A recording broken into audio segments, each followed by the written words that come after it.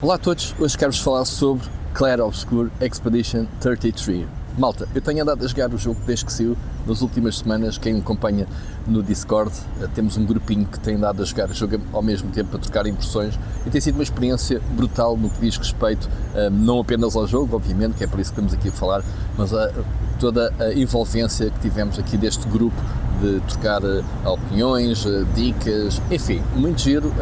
Vamos repetir este tipo de experiências em grupo mais tarde, não necessariamente jogos de multiplayer, mas experiências a solo em que podemos trocar então ideias sobre os jogos.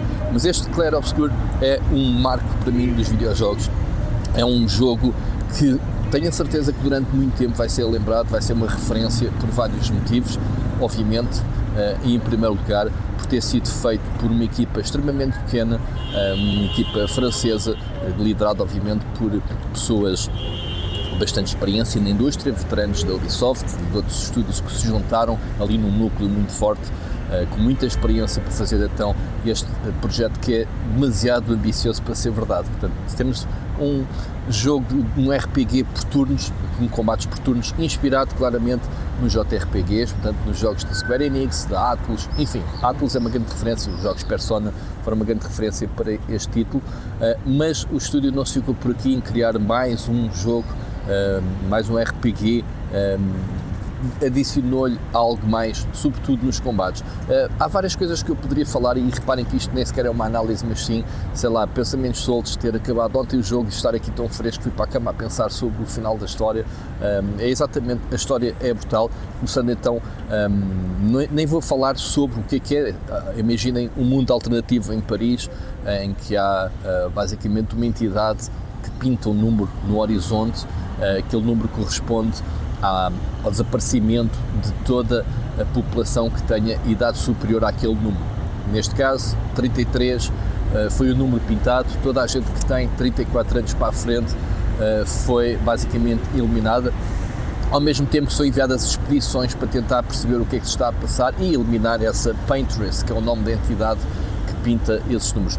Expedição 33, que dá nome ao jogo e que faz parte do grupo de personagens que nós vamos liderar. Obviamente estou a falar de forma muito abrangente, porque obviamente que isto tem muito detalhe, muito lore, o jogo é extremamente rico em termos de história, de construção de personagens, o próprio setting, enfim, os próprios inimigos, a sua maneira, a sua razão de existirem. É um mundo surreal, é um jogo bastante artístico. Aliás, o jogo Paris, que é uma cidade bastante rica em termos de arte, obviamente, temos o Louvre, que não poderia deixar de ser, então toda essa a Paintress, que é esta entidade maligna, portanto, todo o jogo está rodeado de uma estética artística que obviamente abraça todo o jogo. Vou tentar ser o mais sucinto possível, mas é só para vos dizer como é que é possível uma equipa tão pequena, obviamente com algumas ajudas externas, ter conseguido fazer um título com uma ambição AAA. Isto é um claro AA, e é isto que a indústria tem que parar para pensar, e felizmente os resultados estão à vista. Em poucos dias, em 24 horas vendeu 1 milhão, em uma semana tinha vendido 2 milhões de unidades, o que para um estúdio desta dimensão obviamente é muito. Um jogo que ajudou boca a boca, a imprensa também rendeu-se, acho que é o jogo atualmente mais cotado no Metacritic. Não há nenhum jogador que tenha jogado este jogo que tenha dito que não tenha gostado, portanto só se não gostar mesmo do género de RPGs por turnos. E ainda assim este jogo, e voltando agora aos combates, apesar de termos as habilidades de cada personagem, os ataques por turnos, o jogo obriga-nos a ter reflexos rápidos, em que temos que fazer ou parry ou dodge, 2 tipos de parry, aliás, ainda um jump para desviar dos ataques inimigos. Pensem basicamente em Paper Mario ou Mario & Luigi, os RPGs da Nintendo, em que temos que fazer um ataque e carregar no botão com o timing correto, mas elevado ao expoente à dificuldade de um Souls-like, porque é exatamente esse o mindset que vocês têm que jogar.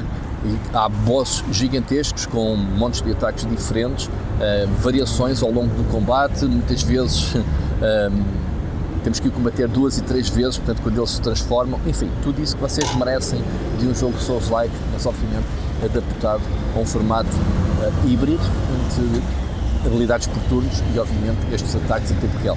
Este sistema é bem mais complexo que aquilo que vocês esperam, não é um simples parry, vocês têm que ler bastante bem os inimigos, eles têm movimentos diferentes, portanto, imaginem decorar todos os ataques. Há inimigos que simplesmente ameaçam que vão atacar e depois é que atacam, fazendo-vos hesitar se vocês não estiverem atentos.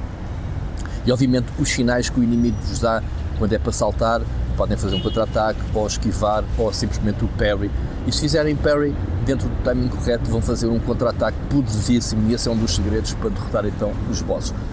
Acho que este sistema é bastante divertido e o jogo acabei com 30 e picos horas, obviamente, nem sequer arranhando o conteúdo endgame. Vocês podem simplesmente ir à procura de bosses alternativos e secundários que não interessam para a história, mas que estão lá e vos ajudam a ganhar experiência. Lá está, Souls-like. E tem este mundo então aberto, podemos considerar sim que é um mundo aberto, às tantas um mapa geral é explorável, só que depois temos diferentes ilhas e hubs que são níveis isolados, portanto áreas isoladas são mais ou menos lineares, têm algumas bifurcações, umas maiores, outras mais pequenas, mas é fácil de explorar em ponta a ponta, portanto não é, nesse sentido não é como os Soul-likes em que vocês têm um mapa sempre contínuo e andam sempre perdidos. Tem algumas mecânicas adicionais, como as bandeiras das expedições, que funcionam como as bonfires, em que vocês fazem reset aos bosses, fazem então o level up das personagens e modificam as habilidades que quiserem. Temos então também um sistema, mais uma vez este jogo tem muitas inspirações de muitos jogos, uma das inspirações são jogos de cartas, apesar de termos experiência ganha, temos pontos de atributos, 4 ou 5 atributos, 5 ou 6 atributos que podemos distribuir pontos de agilidade, força, defesa, etc. Temos ainda umas habilidades que vocês desbloqueiam na árvore de talentos de cada personagem, que podem equipar 6 habilidades diferentes, portanto tem nada de novo, simplesmente têm que escolher a melhor build possível para a vossa personagem, para aquilo que querem fazer, para aquilo que querem que a personagem faça, entre, sei lá, ser uma personagem mais de healing, ou ser uma personagem de ataque, de buffs, enfim, aquilo que vocês conhecem das santas trindades dos RPGs habituais. Mas há aqui uma diferença, é que este jogo introduz uma mecânica chamada Pictos, e isso vai buscar inspiração direta aos jogos de cartas colecionáveis. Vocês vão andar pelo mundo a recolher Pictos, são basicamente passivas que vocês podem equipar, podem ter 3 Pictos principais equipados, mas depois de usarem 4 vezes esse Picto, ele passa a ter outro nome, agora Luminous, se não me engano, é assim que se chama, basicamente vai para uma pool de cartas e que gastam pontos que vocês vão acumulando nas personagens. Enquanto tiverem pontos, cada carta tem um custo de pontos que vocês podem equipar à vontade, e isso permite-vos fazer builds malucas, se querem, como podem ver muitos vídeos na internet ou falar com o pessoal, personagens que dão um one shot em bosses, conseguem conjugar e combinar cartas de tal forma que tornam-se uns glass cannons, muito ataque e pouca defesa, ou simplesmente um tanque e resistirem a todos os ataques. Enfim, é uma maluquice, podem fazer muitas e muitas habilidades. Eu sou um bocado preguiçoso e limitei-me ao básico,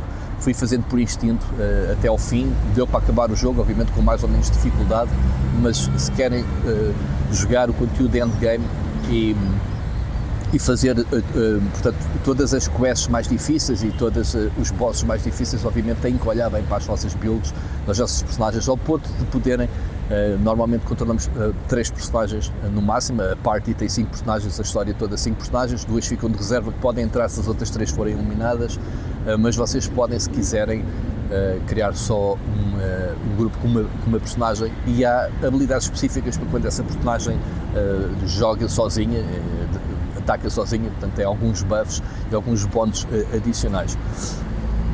Isto para dizer tudo que o jogo é um marco no que diz respeito ao audiovisual, portanto se temos um grafismo lindíssimo, personagens com um voice acting incrível, vocês têm atores como o Charlie Cox do Daredevil a fazer uma das personagens, temos o Andy Serkis a fazer outra personagem, e temos vários atores que começam a dar cartas no gaming, personagens que vieram, por exemplo, do Baldur's Gate 3, atores que trabalharam no Baldur's Gate 3. Mas se há algo que se destaca também neste jogo, e repara que tudo se destaca, e portanto no fim, quando temos um jogo que faz quase de forma perfeita todas as áreas, grafismo, audiovisual, sistema de combates, enfim, voice acting das personagens, a própria fisionomia das personagens, são todas elas lindíssimas, carismáticas, sejam elas humanas ou não, que tem várias personagens não humanas. A banda sonora, lá está, um jogo artístico não poderia deixar de ter uma banda sonora incrível, e a história da banda sonora, que eu não vos vou contar aqui ao pormenor, mas por alto, e vocês pesquisem para perceberem. O estúdio andou à procura de alguém que fizesse a composição e descobriram um tipo desconhecidíssimo, mas quando a gente diz desconhecido, ele tinha posto publicado uma música num fórum manhoso qualquer em França. Eles foram desencantar, ouviram música e gostaram, abordaram-no se queria trabalhar com eles, e ele aceitou, sem ter qualquer experiência na indústria, e faz basicamente uma banda sonora que são orquestrações, peças de música que vocês vão ouvir, com coros, obviamente com alguns vocais.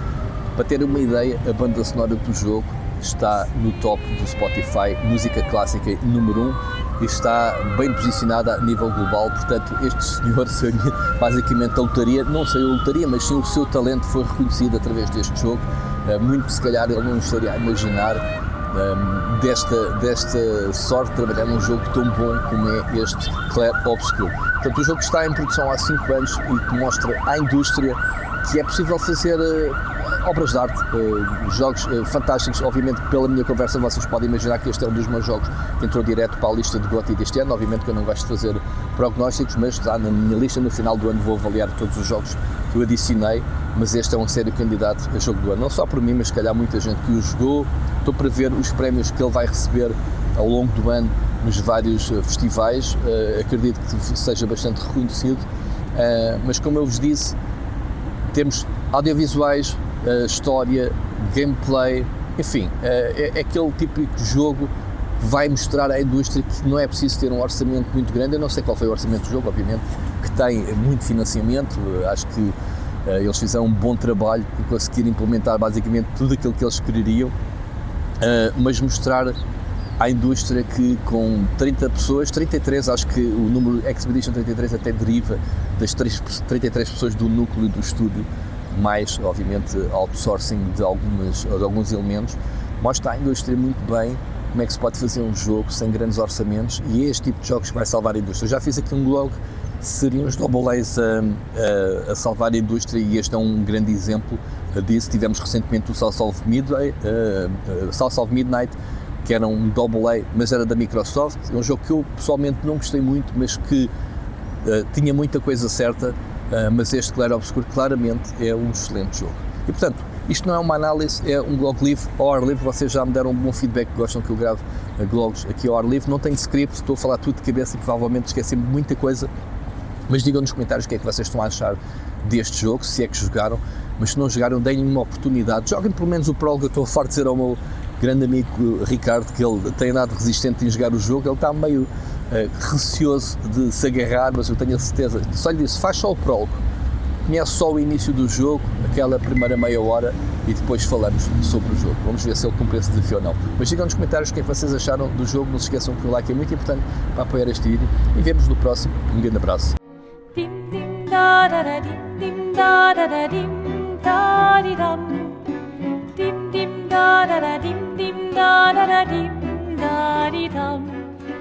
Non, là-haut sera ravi, les toits à sœur noir gris fera. Clair, obscur, trouble de rature, trouvera effet. Clair, obscur, bordé aux peintures, trouvera sans elle. Clair, obscur, trouble de rature, trouvera effet. Clair, obscur, bordé aux peintures, trouvera sans elle. Oh, clair, obscur, trouble, rature. Clair, obscur, guardé aux peintures.